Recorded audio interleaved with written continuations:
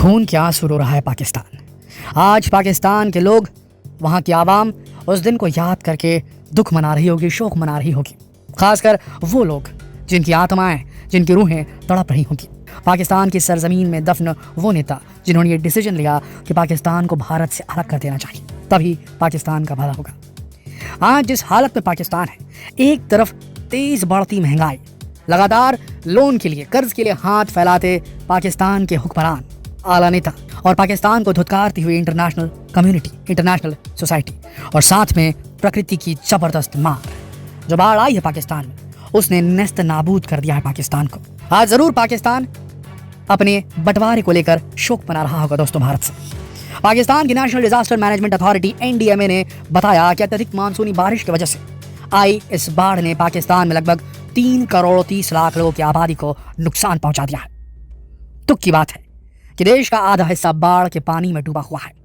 ये हम नहीं कह रहे दोस्तों, पाकिस्तान की अथॉरिटीज कह रही हैं। भारत का पड़ोसी देश पाकिस्तान इस वक्त बेहद मुश्किल दौर से गुजर रहा है। हाल ही में पाकिस्तान में बीते हफ्ते 118 जिलों में आई बाढ़ ने पूरा जनजीवन अस्त व्यस्त कर दिया। बता दें कि अभी देश के खैबर पख्तूनख्वा में और ज्यादा बाढ़ आने के अंदेशे बताए जा रहे हैं। बता दें कि अब तक देश भर में बाढ़ से मरने वालों की संख्या लगभग 1265 से भी ज्यादा हो चुकी है, पर 1265 ही नंबर है, ये कहना गलत होगा। ये मात्र वो सरकारी आंकड़े हैं जिन्हें हमेशा कम बताया जाता है दोस्तों। और पाकिस्तान जैसे स्टेट में जहां शासन प्रशासन की नहीं बल्कि सेना की ज्यादा तूती बोलती है और इंटरनेशनल कम्युनिटी में अपनी फजीहत कराने से सबसे ज्यादा सेना को छुपती है बात, तो वो कभी असली नंबर्स नहीं बताएंगे। तो ये 1265 जो आंकड़ा है सरासर गलत है। ये हो सकता है 10 गुना, 20 गुना, 30 गुना भी ज्यादा हो, क्योंकि आधा पाकिस्तान बाढ़ में डूबा हुआ है। ये साफ वहाँ की सरकार बोल रही है। तो मरने वालों की संख्या हजारों में नहीं लाखों में होगी, ये मान के चलिए आप। मैं आपको बता दें आधिकारिक आंकड़े क्या कहते हैं। आधिकारिक आंकड़े ये कहते हैं कि 7,35,375 जानवरों की मौत हो चुकी है। इस तबाही का मंजर यही नहीं थमा, इसके अलावा 3,451 किलोमीटर तक की सड़कें। एक सड़क को बनाने के लिए सोचिए कितने पापड़ बेलने पड़ते हैं, कितने एप्लीकेशंस लिखने पड़ते हैं, नेताओं की हुजूरी करनी पड़ती है, तब जाकर चुनाव देखकर ये सरकारें जो होती हैं, चाहे भारत की हो चाहे पाकिस्तान की हो, तब जाके वो फंड रिलीज करती हैं और तब जाके सड़क बनती है। सोचिए 3,451 किलोमीटर की सड़क एक विकासशील देश की अगर टूट जाए, डूब जाए, खराब हो जाए तो उसे कितना बड़ा नुकसान होगा। पर सिर्फ सड़कें ही नहीं गई, 149 ब्रिजेस तबाह हो गए, कई दुकानें खत्म हो गई, 9,49,858 9,49,858 मकानों को भी इस बाढ़ ने एक ही झटके में खत्म कर दिया। दोस्तों आज हिंदुस्तान में अगर ये बाढ़ आई होती ना, इतनी तबाही होती ना, तो पूरी सेना छूट जाती। हम ये नहीं कह रहे कि पाकिस्तान में सेना ने बचाव कार्य नहीं किया, लेकिन भारत में जो व्यवस्था है, भारत में जो पॉलिटिक्स और सेना अलग अलग है, उसका फायदा भारत की जनता को मिलता है। स्टेबल पॉलिटिक्स का फायदा भारत को मिलता है। जब पानी गिरता है, जब आपदा आती है, बाढ़ आता है, भूकंप आता है, तो NDRF की टीमें निकलती है, सेना लग जाती है बचाव कार्यों में, रेस्क्यू कार्यों में। लेकिन पाकिस्तान में सेना चलाती है देश को, सेना ही भ्रष्ट है, पॉलिटिशियंस का काम सेना कर देती है। तो इस वजह से सेना जो वहाँ पर है कि वो पावर में है, वो जनता का उतना भला नहीं कर पा रही है और ना ही उतना इन्वॉल्व होकर के जनता का भला करने के लिए आगे आ रही है।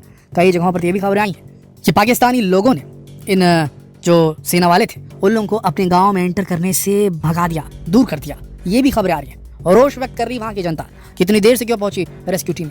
तो अगर भारत का हिस्सा आज पाकिस्तान होता तो उसे भी NDRF मिला होता, उसे भी सेना मिली होती जो रेस्क्यू कर सकती थी, उसे भी एक स्टेबल राजनीतिक नेतृत्व मिला होता जिसके लिए तड़प रहा है, तरस रहा है पाकिस्तान का आवाम। आज की तारीख में भी शहबाज शरीफ की पार्टी, जो पाकिस्तान की रूलिंग पार्टी है, जो कि प्रधानमंत्री है जिस पार्टी के, उनका मतभेद चल रहा है इमरान खान के खिलाफ, और इमरान खान अभी भी रैली निकालने की बातें करते हैं इतनी आपदा आने के बाद।